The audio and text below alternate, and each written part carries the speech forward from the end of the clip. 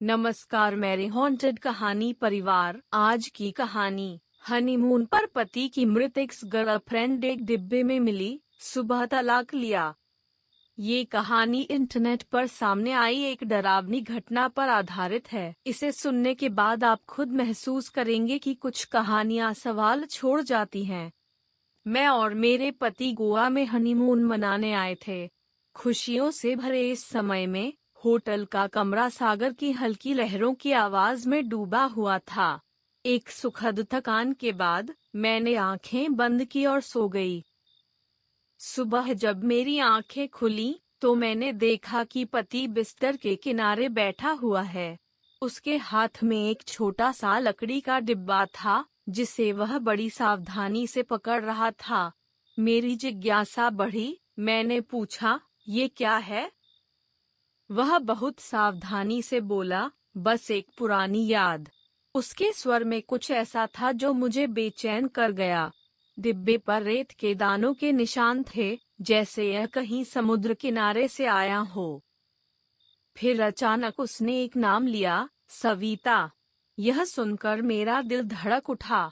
सविता उसकी पूर्व प्रेमिका, जो 4 साल पहले एक हादसे में मरी थी। मैं चौंकी। क्या ये सच में एक पुरानी याद है? मैंने अपनी आंखें बंद की।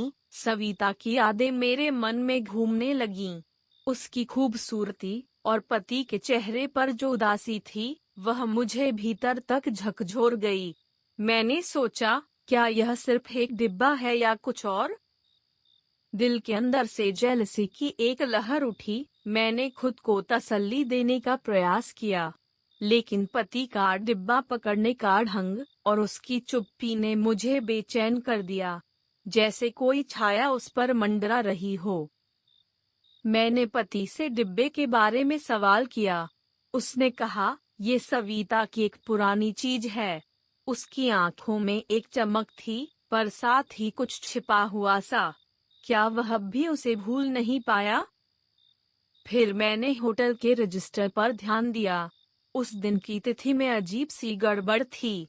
रजिस्टर में लिखा था 10 मई, जबकि हमारी चेकिंग 11 मई को हुई थी। क्या ये सिर्फ एक छाप थी या कुछ और? मैंने पति को इंगित किया, यहाँ तो गलत तारीख है, लेकिन उसने केवल श्रग किया। मैंने फिर से डिब्बे पर नजर डाली। उसमें एक पुरानी तस्वीर नजर आई, जिसमें सविता मुस्कुरा रही थी। रात के वक्त मैंने कमरे में एक अजीब सी आवाज सुनी। वह किसी की फुसफुसाहट जैसी थी। मैंने देखा कि पति फिर से उस डिब्बे को देख रहा था, जैसे उसमें कुछ और भी हो। मैं एकदम सख्त हो गई थी। मैंने होटल के सुरक्षा कैमरे का फुटेज चेक किया। उस रात का वक्त 11:45 PM दिखा, लेकिन मैं जानती थी कि हम उस समय कमरे में थे। क्या कोई और कमरे में आया था? क्या यह सब कुछ मेरे साथ हो रहा था? मैंने पति की बातों को और ध्यान से सुना। सविता ने मुझे हमेशा याद दिलाया, उसने कहा। अचानक मुझे महसूस हुआ कि वह अब भी उसके साथ है। क्या यह डिब्बा सच में सिर्फ यादों का था? मैंने पुलिस की डायरी में एक एंट्री पाई। उसमें लिखा था, पत्नी की गर्दन पर घातक चोट। यह अजीब था। क्या यह वही सविता थी? मेरे मन में अंधेरा बढ़ रहा था। तभी मैंने डिब्बे में एक कोड देखा, जो कहीं और नहीं था। उसे खोलते ही एक पुरानी UPI रसीद निकली, जिस पर सविता का नाम लिखा था। यह सब मुझे घेर रहा था। क्या तुम उसे भूल नहीं पाए? मैंने डरते हुए पूछा। उसने जवाब नहीं दिया, सिर्फ डिब्बे को और कसकर पकड़ लिया। अब मुझे उस पर विश्वास नहीं हो रहा था। आखिरकार मैंने उसके चेहरे के भाव देखे। वह अब भी सविता की यादों में खोया हुआ था। मैं एक दूरी महसूस कर रही थी। क्या यह सब सच में खत्म हो गया था? फिर एक पल में सारा अंधेरा छा गया। कमरे में बिजली चली गई।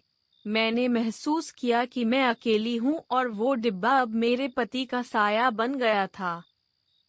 जब लाइट वापस आई तो पति किसी अजीब मुद्रा में था।